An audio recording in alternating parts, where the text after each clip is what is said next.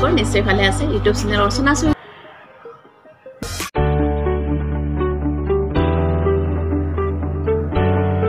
পিঠাটো বেলাৰ সময়ত বেলনাখনত আপোনালোকে অকমান মিঠাতেল ঘঁহি ল'ব তেতিয়াহ'লে যিখিনি সৰু সৰু টুকুৰা কৰি লৈছিলে আপোনালোকে পিঠাটো বনাবৰ কাৰণে তেতিয়া এই বেলনাখনত লাগি নধৰে গতিকে কম পৰিমাণে আপোনালোকে বেলনা বাৰীডাল আৰু বেলনাখনত মিঠাতেল অলপ ব্যৱহাৰ কৰক আৰু অকমান ময়দা ইয়াতে ছটিয়াই দি ধুনীয়াকৈ ৰুটিখন বেলি লওক এখন দুখনকৈ মই আপোনালোকক এনেকৈ দেখাইছোঁ আৰু শেষত গোটেইখিনি বেলি হৈ গ'ল বেলি লোৱা ৰুটিকেইখনত এতিয়া মই নাৰিকল আৰু মিঠাই দি যিটো মিশ্ৰণ বনাইছিলোঁ সেই মিশ্ৰণটো ইয়াতে এড কৰিম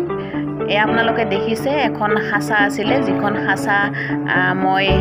ইয়াতে বালিকুচি সভা হয় বালিকুচি সভাৰ পৰা কিনি আনিছিলোঁ কোনোদিনাখনে কিন্তু এইটো ব্যৱহাৰ কৰা নাছিলোঁ কিনিহে আনি থৈ দিছিলোঁ গতিকে এই পিঠাটি বিভিন্ন প্ৰকাৰে বিভিন্ন ধৰণে বনাব পাৰে বিভিন্নজনে বিভিন্ন ধৰণে বনায় হাতেৰেও ইয়াক ব্যৱহাৰ কৰিব পাৰি এই পিঠাটো ৰুপ দিব পাৰি হাতেৰেও গতিকে যিহেতুকে এইখন সাঁচাখন আছিলে মই এয়া সাঁচাখনতে বনাবৰ কাৰণে চেষ্টা কৰিছোঁ গতিকে খুব এটা সুন্দৰ পদ্ধতি একো অসুবিধা নাই আপোনালোকে চেষ্টা কৰক এখন ৰুটি আপোনালোকে এই সাঁচাত দিয়ক আৰু মিঠাইখিনি ইয়াতে এড কৰক এটা দুটাকৈ গোটেইখিনি ৰুটিতেই মোৰ নাৰিকলৰ যিটো মিশ্ৰণ আছিলে সেইখিনি মিশ্ৰণটো এড কৰা হৈ গ'ল এতিয়া মই গেছটো অন কৰিছোঁ পুনৰ আৰু লগে লগে কেৰাহীটো বহাই দিছোঁ আৰু ৰিফাইন তেল অলপ সৰহ পৰিমাণে ইয়াতে ঢালি যিকেইটা মই জোন আকৃতিৰ পিঠা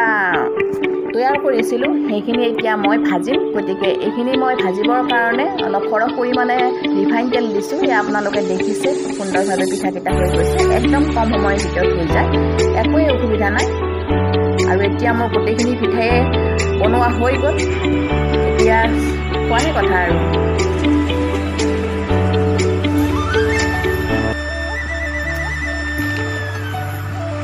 কেনেকুৱা হৈছে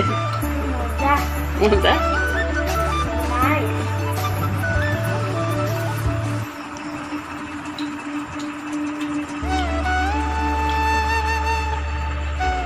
বন্ধু-বান্ধৱীসকল আপোনালোকক অশেষ ধন্যবাদ জ্ঞাপন কৰিছোঁ মোৰ ভিডিঅ'টি চোৱাৰ কাৰণে নমস্কাৰ